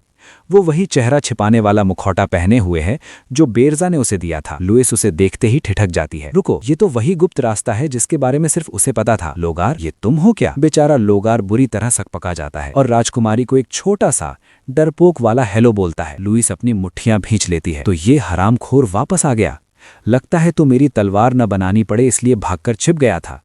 लोगार हकलाते हुए कहता है कि ये सब गलतफहमी है, पर लुइस सुनने को तैयार नहीं। कोई गलतफहमी नहीं है, साफ है कि तूने राजकुमारी को धोखा देने की कोशिश की। अब से तू आजाद नहीं, तू पूरी जिंदगी मेरा गुलाम बनकर रहेगा, पर उससे पहले भागने की सजा भुगतने के लिए तैयार हो जा। तभी वहां एक धमाका होता है जो लुइस को पीछे धकेल देता है। वो चिल्लाती है, कौन है बे तू? तभी बेरजा वहां एंट्री मारता है और कहता है, लोगार, फालतू बातें छोड़ और जो सामान चाहिए वो उठा। राजकुमारी का पारा 7वें आसमान पर पहुंच जाता है। तू है कौन और ये घटिया बौना तेरी मदद क्यों कर रहा है? बेरजा टशन में कहता है कि वो इस बेचारे बौने का मालिक है जिसे वो यानी राजकुमारी अब तक पैसों के लिए निचोड़ रही थी। लुइस पलट कर चीखती है, मैं किसी को नहीं निचोड़ रही, वो बस एक गुलाम है जो अब अपनी पूरी जिंदगी सिर्फ मेरे हथियार बनाएगा। वो मुक्कों की बरसात करने लगती है और चिल्लाते हुए पूछती है कि उसकी हिम्मत कैसे हुई उसके बौने को ले जाने की। बर्जा ड्यूस बीच में आकर उसकी गर्दन पर किक मारता है, लेकिन राजकुमारी उसे रोक लेती है और अपना मुक्का घुमाकर उसे दीवार में धंसा देती है। वो उसे जान से मारने ही वाली थी कि अगले ही पल बर्जा उसके पीछे पहुंच जाता है और उसका सिर दबोच लेता है। चारों तरफ मुक्के चल रहे थे और भले ही लुइस कोई हीरो नहीं थी, लेकिन उसकी ताकत एकदम खतरनाक थी। बर्जा जानता है कि ये लड़की कितनी डेंजरस है, क्योंकि पास्ट लाइफ में रिग्रेशन से पहले इसने अनगिनत राक्षसों को मारा था और तब ये आज से कहीं ज्यादा पावरफुल थी। वो चाहता तो उसे यहीं खत्म कर सकता था, लेकिन दिक्कत ये थी कि उस लेवल की ताकत के लिए उसे अपनी पूरी डिमोनिक एनर्जी झोंकनी पड़ती। और सबसे बुरा तो यह है कि इस लड़ाई के दौरान उसने बर्जा की पावर नोटिस कर ली होगी, यानी अब उसे पता चल चुका है कि ये कोई मामूली बंदा नहीं बल्कि एक डीमन किंग है। दूसरी तरफ लोगार अपना काम समेटने में लगा है। बर्जा उससे पूछता है कि क्या काम हो गया। लोगार कहता है कि वो अभी इसे खोल रहा है क्योंकि उन्हें उस माना घोस्ट की जरूरत पड़ेगी, वही आइटम जो ट्रैप्स में होने वाले सारे माना के इस्तेमाल को छिपा देता है। बर्जा उस कमबख्त से कहता है कि 1 मिनट के अंदर काम खत्म करो वरना आज तुम्हारी खैर नहीं। लुइस लगातार हमले किए जा रही है और कह रही है कि इस बंदे को तो सिर्फ वही मारेगी। बर्जा को समझ नहीं आ रहा कि बिना अपनी असली ताकत दिखाए वो इस लड़की को और कितनी देर झेल पाएगा। लुइस चिल्लाती है कि पता नहीं तू कहाँ से टपक पड़ा, लेकिन आज यहाँ से जिंदा नहीं जाएगा। बर्जा पलटकर कहता है कि तेरी बातें तो बिल्कुल किसी राक्षस राजा जैसी हैं। फिर वो उसे ताना मारता है कि हार मान ले ए बौनी राजकुमारी, आज तेरा बौना और तेरा सामान दोनों मेरे हुए। तभी वो मशीन टूटने लगती है और लोगार इशारा देता है कि काम हो गया। गुस्से से पागल लुइस पूछती है कि तेरी हिम्मत कैसे हुई यहाँ वापस आकर चोरी करने की, तू इतनी आसानी से नहीं बच सकता। लेकिन इसी हड़बड़ाहट में बर्जा को एक मौका मिल जाता है। वो उसके पेट पर एक जोरदार किक जड़ता है जिससे वो सीधे दीवार से जा टकराती है। फौरन वो सब स्पेस पोर्टल खोलता है और लोगार को सामान अंदर फेंकने को कहता है। लुइस चिल्लाती रह जाती है पर आइटम गायब हो चुका है। तभी दुनिया का सबसे सुस्त बौना भागता हुआ आता है और पूछता है कि क्या हुआ। लुइस उन्हें उस तरफ पीछा करने का ऑर्डर देती है जहां से लोगार टनल के जरिए भाग रहा था, लेकिन तभी सब कुछ ढह जाता है। अचानक लुइस के तेवर बदल जाते हैं और वो बड़े प्यार से सोचने लगती है कि क्या वो सच में उसके लिए एक छोटा सा हथियार नहीं बनाना चाहता था। अब खेल और मज़ेदार हो गया है क्योंकि अब वो खुद उसका शिकार करेगी, चाहे उसे पूरा महाद्वीप तहस नहस क्यों न करना पड़े। वो उसे ढूंढ निकालेगी और उसे अपनी इस हरकत पर पछतावा होगा। इस लड़की के अंदर बर्जा से 10 गुना ज्यादा नफरत भरी है। अगले सीन में हम बर्जा के टावर पर पहुंचते हैं जहां उस माना डिवाइस को पहली मंजिल पर फिट कर दिया गया है। एरनन और गार्ड हैरान होकर पूछते हैं कि आखिर ये बला क्या है। बर्जा बस इतना कहता है कि हीरो को रोकने के लिए ये बहुत जरूरी टूल है। लोगार कंफर्म करता है कि इंस्टॉलेशन पूरा हो गया, जिस पर बर्जा कहता है कि उम्मीद है ये मेहनत काम आएगी। तभी पूरे कमरे में एक नीली रोशनी फैलने लगती है। टावर उस माना घोस्ट को पहचान लेता है, लेकिन टावर के साथ सिंक करने के लिए 10,000 पॉइंट्स की जरूरत है। बेरजा ड्यूस तो चकरा गया, उसे पता ही नहीं था कि ऐसी कोई चीज भी होती है। फिर भी पहली बार था तो उसने देखने की ठानी कि आखिर होता क्या है। उसके पास 11,000 पॉइंट्स थे और उसने लगभग सारे के सारे फूंक दिए। माना घोस्ट अब किंग बेरजा को अपना मालिक मान चुका है और अब उसकी फीडिंग पावर सीधे डिमोनिक एनर्जी में बदल रही है। बेरजा पूछ नहीं वाला था कि इसका मतलब क्या है, पर वो बौना तो खुशी के मारे पागल हुआ जा रहा है। वो चिल्लाता है कि उसने सपने में भी नहीं सोचा था कि ऐसा मुमकिन है। आखिर ये हुआ क्या? बेरजा को खुद पल्ले नहीं पड़ रहा था, तो उसने एरनन से कहा कि कोई भी जादू चलाकर दिखाए जो उसका मन करे। उसने हाथ उठाया और एक खतरनाक धमाका कर दिया, जबकि गार्ड उसे रोकने लगा कि सारा कचरा फैला देगी क्या। बेरजा ने सोचा कि नॉर्मली इस लेवल का जादू बाहर तक महसूस हो जाता, लेकिन जब वो कमरे के दूसरी तरफ गया तो उसे कुछ भी महसूस नहीं हुआ, यहां तक कि किसी की मौजूदगी का एहसास तक नहीं हो रहा था। तो ये है उस माना घोस्ट का असली दम। लेकिन जब उसने इस हालत में टावर को कंट्रोल करने की कोशिश की और पीछे मुड़कर देखा तो टावर गायब था। जैसे ही उसने उसे छुआ और अपनी एनर्जी इस्तेमाल की, टावर फिर से दिखने लगा। वो हैरान रह गया कि ये चीज तो पूरे के पूरे टावर को ही गायब कर रही है। पर तभी उसे झटका लगा कि इस छिपने वाली ट्रिक के चक्कर में उसके 1000 पॉइंट्स कट गए। अभी के लिए तो ये थोड़ा महंगा सौदा है, पर आगे चलकर बहुत काम आएगा। उधर वो बौना तो बावला हुआ जा रहा है, कहता है अरे भाई थोड़ा और इस्तेमाल करने दो ना, मुझे देखना है कि मेरा घोस्ट इस टावर के साथ कैसे तालमेल बिठा रहा है। इतिहास में आज तक ऐसा कुछ नहीं देखा गया, ये एक बहुत बड़ी खोज है। बेरजा ने नोटिस किया कि ये बंदा तो बिल्कुल किसी राक्षस की तरह लड़ने के लिए उतावला हो रहा है। उसने कहा ठीक है, अगर तुम उन हीरोज को यहीं पहली मंजिल पर जाल में फंसाकर साफ माफ कर सकते हो तो जो मर्जी आए करो। लोगार बोला, चिंता मत करो, वो बेवकूफ जो खुद को बहुत शाना समझते हैं यहीं राख बन जाएंगे। फिर बैरजा मुड़ा और बोला, हो राजकुमारी, जो हीरोज चौथी मंजिल तक पहुंचेंगे उनसे तुम्हें निपटना होगा। वो चौंक गई, हैं? मैं तो राजकुमारी हूं, मैं उनसे कैसी लड़ूंगी? बैरजा बोला, तो क्या हुआ, तुम कोई मामूली लड़की नहीं बल्कि स्पिरिट जीनियस हो जिसे वापस महल भी नहीं जाना, अब हाथ बटाना पड़ेगा। उसने कभी सोचा नहीं था कि उसे इस मासूम लड़की को ऐसा मिशन देना पड़ेगा जिसे दुनियादारी की समझ तक नहीं है। अपनी ही जाति से गद्दारी करना शायद थोड़ा ज्यादा हो गया, पर वो तो पहले ही सोच में पड़ गई है कि लड़ेगी कैसे। पानी, आग, मिट्टी या हवा, सबसे बेस्ट क्या रहेगा? बैरजा ने उसे समझाया, तुम्हें हीरोज को हराना नहीं है, बस ये दिखाना है कि तुम भी उनकी दुश्मन हो। अगर ये प्लान कामयाब रहा तो जो मांगेगी वो मिलेगा। बड़ी भूली है, कहने लगी कि वो मौका ढूंढने की पूरी कोशिश करेगी, लेकिन उसकी एक शर्त है। वो चाहती है कि उसकी पहचान एक राजकुमारी के तौर पर नहीं बल्कि डेमन किंग की चेले के रूप में हो। बैरजा बियोस को ये बात कुछ पल्ले नहीं पड़ी, पर उसने सोचा चलो ठीक है, जैसा तुम चाहो। फिर वो पूछने लगी कि उसे लड़ना कैसे चाहिए। कहने लगी कि वो अपनी खूबसूरती का इस्तेमाल करके उन्हें जाल में फंसा सकती है। उसे अपनी लुक्स पर पूरा भरोसा है। बैरजा ने कह दिया कि भाई तुझे जो करना है कर, बस उन हीरोज को लालच देकर अंदर खींचना ना। अब वे सब थ्रोन रूम की तरफ बढ़ रहे हैं क्योंकि अभी बहुत काम बाकी है।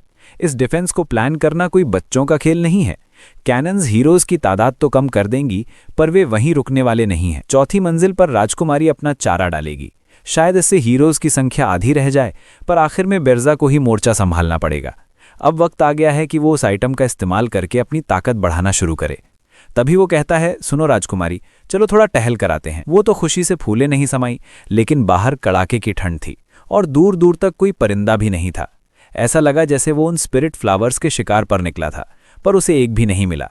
उसने राजकुमारी से कह दिया कि तुम किसी काम की नहीं हो। छोटे छोटे स्पिरिट्स उन्हें थप्पड़ मार रहे थे और बाल खींच रहे थे कि तभी अचानक कोई पास आता है। वो एक ब्लू ऑर्क था और बैरजा उसे देखते ही खत्म करने के लिए तैयार हो गया, क्योंकि उसे इन लोगों से सख्त चिढ़ थी। लेकिन वो ऑर्क तुरंत घुटनों के बल गिर गया। जब बैरजा पहली बार यहाँ आया था तब कहा गया था कि ये लोग शायद उसकी सेवा करेंगे, और लो देखो वही हुआ। उसने अपना परिचय क्रूतू के रूप में दिया, जो ब्लू आइस कबीले का मुखिया है। वो डेमन किंग का स्वागत करता है और गुजारिश करता है कि उन्हें अपने दोस्त और अपनी ही बिरादरी के रूप में स्वीकार कर लिया जाए। बैरजा हैरान था कि भाई तुम्हें अचानक ऐसा क्या सूझ गया? अब वो बंदा माफी मांगने लगा कि हमारे पूर्वजों ने राक्षसों को धोखा दिया था और हम उसी पाप का बोझ ढो रहे हैं, इसलिए हम डेमन किंग की सेवा करके अपना सम्मान वापस पाना चाहते हैं। पर बैरजा कोई कच्चा खिलाड़ी नहीं है। उसने सीधे कहा, असली बात बताओ, तुम बस राक्षस बनकर और ताकतवर होना चाहते हो और तुम्हें डर है कि कहीं मैं तुम सबको निपटा ना दूं। बैरजा देओस सीधे मुद्दे पर आता है और कहता है कि मुझे पता है तुम्हारा स्पिरिट फ्लावर से पुराना कनेक्शन है। क्रूतू समझ जाता है कि इस बंदे से कुछ भी छिपाना नामुमकिन है, इसलिए वो इशारे से अपने आदमी को कुछ लाने को कहता है। जब डिब्बा खोला जाता है तो उसमें 3 फूल निकलते हैं। अब बैरजा को समझ आया कि उसे बाहर एक भी फूल क्यों नहीं मिल रहा था। इन लोगों ने पहले ही सब दबा रखा था। उसे एहसास होता है कि ये ऑर्क सिर्फ लड़ना ही नहीं जानते, बल्कि चिकनी चुपड़ी बातें करना और सौदेबाजी करना भी बखूबी जानते हैं। पर उसे अजीब लगा कि ये मामूली और कितने दिमाग वाले कैसे हो गए। क्रूतू समझाता है कि इस बर्फीले इलाके में जिंदा रहने के लिए उन्हें ताकत से ज्यादा दिमाग का इस्तेमाल करना पड़ा। बैरजा को हंसी आती है कि आज ये दिमाग वाले लोग उसके पास सिर्फ इसलिए आए हैं क्योंकि इन्हें अब ताकत की जरूरत है। उसे ये बात मजेदार लगती है और वो कहता है, ठीक है, तुम लोग मुझे पसंद आए। वो मैजिक सर्कल एक्टिवेट करता है और कबीले को अपनाने के लिए तैयार हो जाता है, लेकिन एक शर्त रखता है कि अभी के लिए सिर्फ क्रूतू को ही डेमन का मार्क दिया जाएगा। बैरजा उसे हुक्म देता है कि इस नई पावर के साथ उसे पूरे बर्फीले मैदानों को जीतना होगा और बैरजा के नाम पर अपने कबीले की ताकत बढ़ानी होगी। उसे अगले ऑर्डर का इंतजार करना होगा और बदले में उसे इतनी ताकत मिलेगी कि उसका कबीला हमेशा के लिए अमर हो जाएगा। देखते ही देखते क्रूतू का शरीर फटने लगता है। वो एकदम हट्टा कट्टा और काले रंग का हो जाता है। वो घुटने टेक कर कहता है कि अब से उसका जीवन डेमन किंग के लिए समर्पित है। अब सीन सेट है, एक 5 मंजिला टावर जो जब चाहे गायब हो सकता है। पहाड़ों में ऑक्स की फौज, पहली मंजिल पर लोगार की तोपें और चौथी मंजिल पर नकाब पहने एर्नन अपने स्पिरिट्स के साथ तैयार है। बैरजा सोचता है कि अब आए वो हीरोज, अपनी पास्ट लाइफ की बेइज्जती का हिसाब वो एक एक करके लेगा। दूसरी तरफ जंगल के बीचों बीच वो सुनहरे बालों वाला हाइलियन जश्न मना रहा है। वो ग्रेनाडा से कहता है कि बस हम पहुंचने ही वाले हैं। बेचारा ग्रेनाडा, उसे तो समझ ही नहीं आ रहा कि वो कितनी गहरी मुखबरी कर रहा है। वे मशहूर अर्गस पहाड़ों पर पहुंचते हैं जहां हीरोज का एक बड़ा ग्रुप जमा है। अगले सीन में हम होल्टन वॉक पहुंचते हैं, जहां हीरोज के रुकने और तैयारी करने का इंतजाम है। वहां दावत चल रही है और हाइलियन इस शानदार किले में मिले सपोर्ट के लिए सबका शुक्रिया अदा कर रहा है। फैरो कहता है कि इतिहास के इस पन्ने का हिस्सा बनना उसके लिए गर्व की बात है। फिर वो हाइलियन से कहता है, बेटा अब कुछ शब्द तुम भी कहो ताकि सबका खून खौल उठे। हाइलियन को तो वैसे भी फुटेज खाने की आदत है। वो शुरू हो जाता है, मेरे साथियों, बहादुर योद्धाओं और शूरवीरों, जिसका हमें इंतजार था वो घड़ी आ गई है। उस राक्षस राजा ने हमारे साम्राज्य को चुनौती दी है, पर वो हमसे डरा हुआ है, इसीलिए उसने एक भी मॉन्स्टर नहीं भेजा। हम उसके किले में घुसेंगे और राजकुमारी को अगवा करने की जुर्रत करने वाले उस शैतान का काम तमाम कर देंगे। सब इंसाफ के नारे लगाने लगते हैं। वहीं ग्रेनाडा मन ही मन सोच रहा है कि सब कुछ बिल्कुल वैसा ही हो रहा है जैसा बिरजिया ने कहा था। न तो यहाँ ज़्यादा हीरोज़ हैं और न ही वे ज़्यादा ताकतवर, क्योंकि उनका अभी एवोल्यूशन ही नहीं हुआ है। सिर्फ हाइलियन ही काम का बंदा है, क्योंकि वो पहले से ही पावरफुल था और उसके पास भीड़ जुटाने का टैलेंट है। फिर भी ग्रेनाडा को डर है कि अगर ये सब पूरी ताकत के साथ टावर पर टूट पड़े तो कहीं टावर गिर न जाए। उसके दिमाग में आता है कि क्या उसे यहीं कुछ हीरोज़ की गर्दनें काट देनी चाहिए, पर फिर वो खुद को रोकता है। नहीं, शांत रह। अगर ये मिशन कामयाब रहा तो मेरा ही फायदा है, फिर मुझे उस कमबख्त बिरजिया का एहसान नहीं चुकाना पड़ेगा। वो चुप रहने का फैसला तो करता है, पर उसे डर है कि कहीं बिरजिया उसे ही ना मार डाले। कम से कम उसे अंदर की कुछ जानकारी तो बिरजिया तक पहुंचानी ही होगी, वरना वो किसी काम का नहीं रहेगा। कुछ देर बाद वो कहता है, ठीक है, हम हटायन के लिए पहुंच चुके हैं और कल सामान वगैरह लोड करके हम पहाड़ों की चढ़ाई शुरू कर देंगे। बेरजा उसे वार्निंग देता है, एक बार तुमने हटायन छोड़ा तो फिर मुझसे कांटेक्ट करने की ज़रूरत नहीं है। बस बर्फीले पहाड़ों को पार करते वक्त अपनी आंखें खुली रखना और सावधानी बरतना। और हाँ, जब टावर का दरवाज़ा खुले तो उससे जितना हो सके दूर रहना। ग्रेनाडा को इनमें से कुछ भी पल्ले नहीं पड़ा, पर तभी वहाँ हाइलियन टपक पड़ता है। ओ ग्रेनाडा, मेरे सच्चे दोस्त, यहाँ बाहर क्या कर रहे हो? बस ताज़ी हवा खाने निकला था। कोई दिक्कत है हाइलियन? नहीं भाई, ड्रिंक पियोगे? तुम्हारे लिए ख़ास एल्फ वाइन लाया हूँ। ग्रेनाडा मन ही मन सोचता है, भाई मुझे तो डर लग रहा है, कहीं इसमें जहर न मिला हो। हाइलियन उसकी तरफ देखकर कहता है, साथी तुम थोड़े परेशान लग रहे हो, किस बात की घबराहट है? ग्रेनाडा पूछता है, क्या तुम्हें सच में लगता है कि हम डेमन किंग को हरा पाएंगे? हीरो हाइलियन ईमानदारी से जवाब देता है कि उसे खुद नहीं पता। लोग उस पर भरोसा करते हैं और उसके पीछे चलते हैं, लेकिन एक डेमन किंग को धूल चटाना दुनिया का सबसे खतरनाक काम है। आज तक जितनी भी कोशिशें हुई हैं उनमें से कोई भी आसान नहीं रही। ग्रेनाडा उसे कुरेदते हुए कहता है, लेकिन तुमने ही तो डेमन किंग ऑफ लस्ट को मारकर उसकी शक्तियां छीनी थीं। उसके मुकाबले तो ये नया डेमन किंग बच्चा होना चाहिए। वैसे उस लड़ाई की अपनी बहादुरी वाली कहानी तो सुनाओ। हाइलियन एक सेकंड के लिए ठिठक जाता है। साफ दिख रहा था कि वो अंदर से हिल गया है। फिर वो एक नंबर की बनावटी मुस्कान के साथ कहता है, अरे वो तो कुछ भी नहीं था, वो तो मेरे शानदार साथियों की वजह से मुमकिन हो पाया। बिल्कुल तुम्हारे जैसे साथी ग्रेनाडा, जो हमेशा मॉन्स्टर्स से लड़कर हमारा ख्याल रखते हैं। अब यहाँ समझ नहीं आ रहा कि इन दोनों में से ज़्यादा बड़ा झूठा कौन है। हाइलियन उसके कंधे पर हाथ रखकर कहता है, जब मैं आगे से लीड करूंगा तब तुम साइड संभालना। हमारी मिलीजुली ताकत से जीत पक्की है। ग्रेनाडा भी हाँ में हाँ मिला देता है। चलो ठीक है, फिर सब बढ़िया ही होगा। हाइलियन स्टाइल में हाथ कमर पर रखकर खड़ा हो जाता है और ग्रेनाडा को ज़बरदस्ती घसीट कर ले जाने की कोशिश करता है, ताकि जंग से पहले की रात थोड़ी पार्टी शाटी हो जाए। लेकिन ग्रेनाडा को इसमें कोई दिलचस्पी नहीं है।